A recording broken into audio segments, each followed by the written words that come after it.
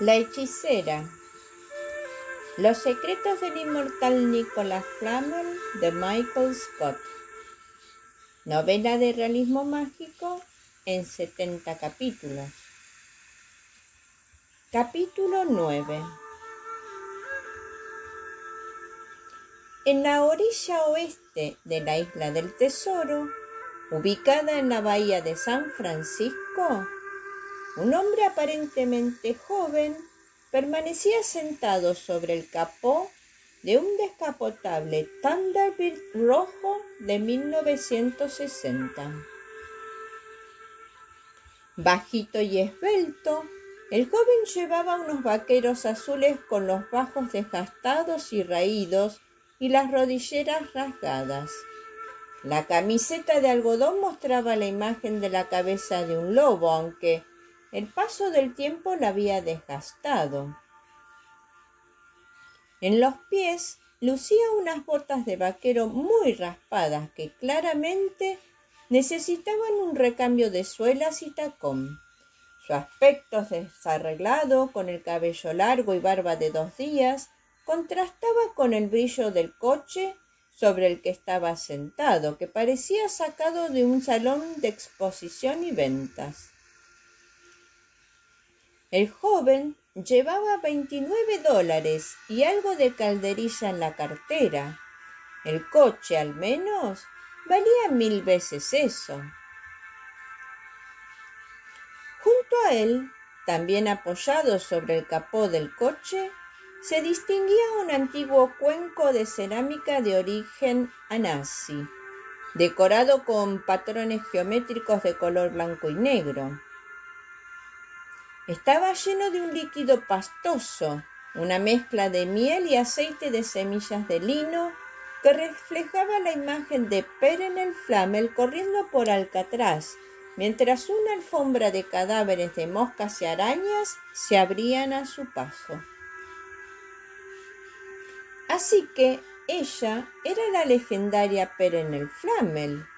El joven movió el dedo índice siguiendo el sentido de las agujas del reloj en el líquido y sus ojos, de un azul brillante, se tornaron durante un breve periodo de tiempo de color carmesí, mientras el aire se cubría de la esencia de pimienta roja.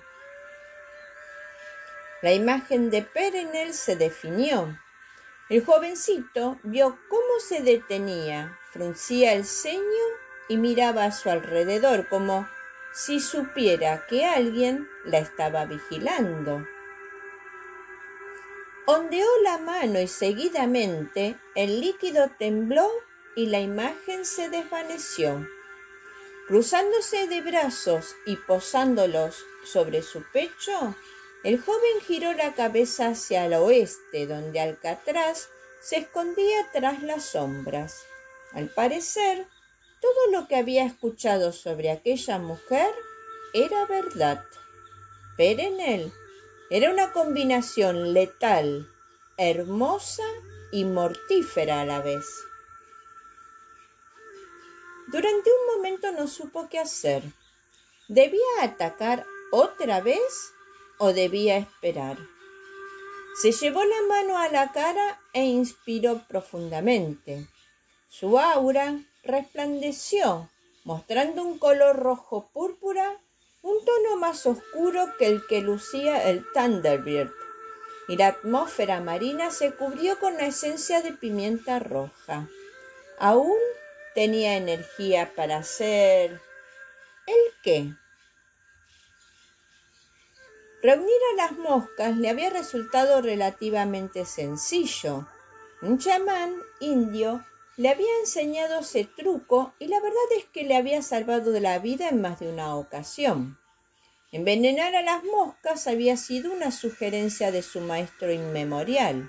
Él se había ocupado de abastecer toda una piscina de veneno en Solano Country, al norte de la ciudad. El plan consistía en destruir el ejército de arañas de Aeroenap y asesinar a la inmemorial. Casi lo logra. La masa de arañas estaba muerta y la vieja araña estaba al borde de la muerte, pero en el último minuto algo había atraído a las moscas y las había alejado de Alcatraz. El líquido aceitoso que contenía la vasija que le enseñaba lo que sucedía en otros lugares le había mostrado el aura plateada de Perenelle. Sabía que ella era la responsable.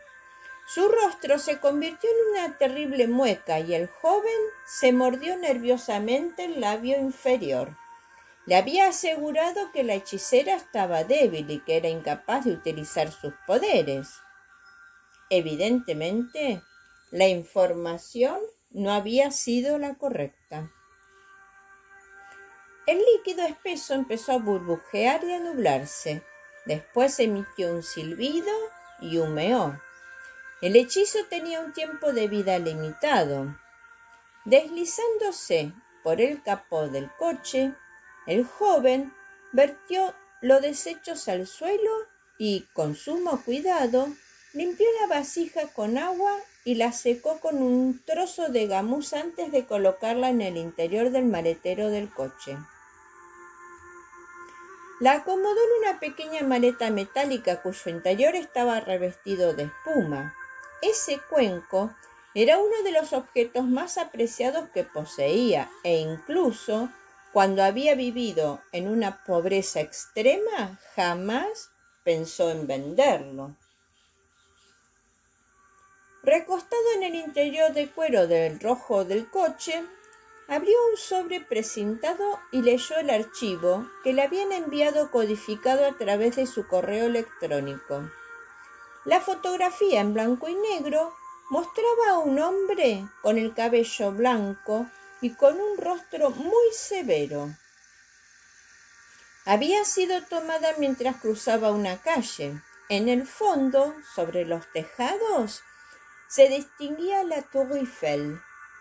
La fotografía tenía la fecha y hora impresas, lo que le indicó que la instantánea había sido tomada el día de Nochebuena, hacía 6 meses. Ociosamente, el joven se preguntó por qué los oscuros inmemoriales estaban buscando a uno de sus agentes de mayor confianza. Ese era el hombre con quien debía trabajar, el inmortal europeo Nicolás Maquiavelo. Las órdenes de los inmemoriales habían sido explícitas. Debía prestar a Maquiavelo toda su ayuda. Se preguntaba si el italiano se parecía a John Dee. Trató al mago inglés poco tiempo, pero no le cayó bien. Era uno de esos inmortales europeos arrogantes que se creía mejor que los demás, solo por tener más años que los propios Estados Unidos. Pero al leer el archivo sobre Maquiavelo descubrió que le inspiraba cierta simpatía. Despiadado, astuto e intrigante, su descripción afirmaba que se trataba del hombre más peligroso de Europa. Ayudaría a Maquiavelo, por supuesto. Tampoco tenía otra opción. Posicionarse en contra de los oscuros inmemoriales equivalía a la muerte.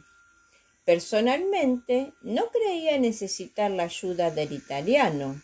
Arrojando el archivo al suelo, giró la llave y encendió el motor.